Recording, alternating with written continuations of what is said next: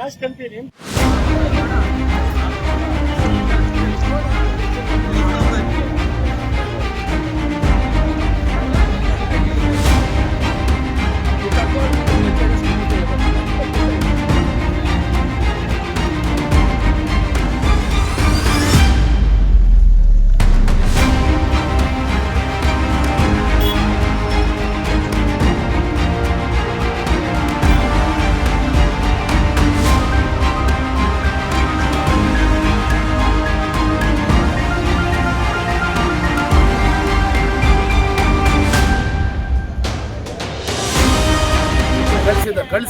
ಕಳಿಸಿದ್ದಾರೆ ಬಟ್ 4.3 ಆಗಿರೋದು. ಎಸ್, ಅದು ಏನಂದ್ರೆ ಅದೇ ಒಂದೇ ಒಂದು ರೌಂಡ್ ಮೇಡಮ್. ನಾನು ಅದ್ರ ಬಗ್ಗೆನೇ ಮಾತಾಡ್ತಾ ಇದ್ದೆ ಶಾಸಕರ ಬಳಿ ಕೂಡ.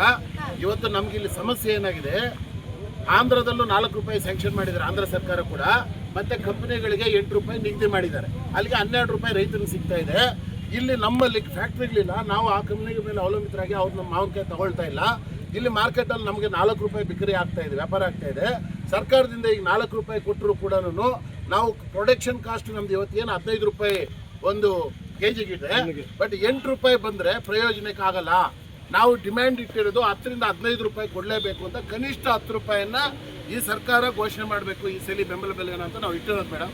ಅವರು ಲಾಸ್ಟ್ ಇಯರ್ ಮಾಡಿದಂಗೆ ಬರೀ 4 ರೂಪಾಯಿ 2 ಪೈಸೆ, 4 ರೂಪಾಯಿ 20 ಪೈಸೆ 30 ಪೈಸೆ ಮಾಡಿದ್ರೆ ಏನಕ್ಕೂ ಪ್ರಯೋಜನ ಇಲ್ಲ. ಲಾಸ್ಟ್ ಟೈಮ್ ಕೂಡ ಏನು ಪ್ರಯೋಜನ ಆಗಲಿಲ್ಲ.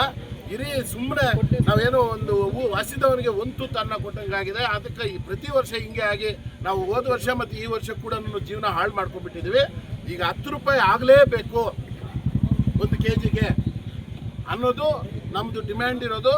ಅದಕ್ಕೋಸ್ಕರನೇ ಇವತ್ತು ಸರ್ಕಾರ ಗಮನ ಆಮೇಲೆ 56.8 crores ಅದರಲ್ಲಿ 28.4 crores from state government and 28.4 central government ಆಗಿದೆ ಸರ್. ಅವರು ಸಹಿ ಮಾಡಬೇಕಷ್ಟೇ. ಇದು ಪ್ರೊಸೀಡಿಂಗ್ಸ್ ಎಲ್ಲ ಬಂದಿದೆ ಸರ್, ನೋ ಇಶ್ಯೂ. ನಾಳೆಗೆ ಕ್ಲಿಯರ್ ಆಗುತ್ತೆ ಸರ್. Yes sir.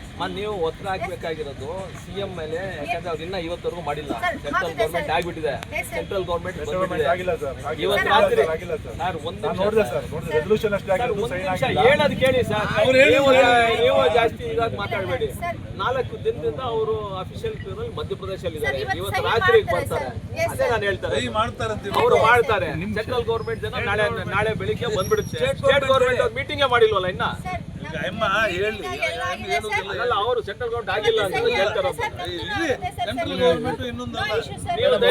ರಾಜ್ಯಾದ್ಯಂತ ಕಂಪಲ್ಸರಿ ಮ್ಯಾಂಗೋ ಜ್ಯೂಸ್ ಕೊಡೋ ಆದೇಶ ಸರ್ಕಾರ ಮಾಡಿದ್ರೆ ಶಾಶ್ವತ ಪರಿಹಾರ ನಮ್ಗೆ ಆಗ್ತದೆ. ನೀವು ವರ್ಷ ಬೆಂಬಲ ಹೋರಾಟ ಮಾಡೋದು, ನಾವು ತಗೊಳ್ಳೋದು ಇದು ಸಮಸ್ಯೆ ಇರೋದಿಲ್ಲ.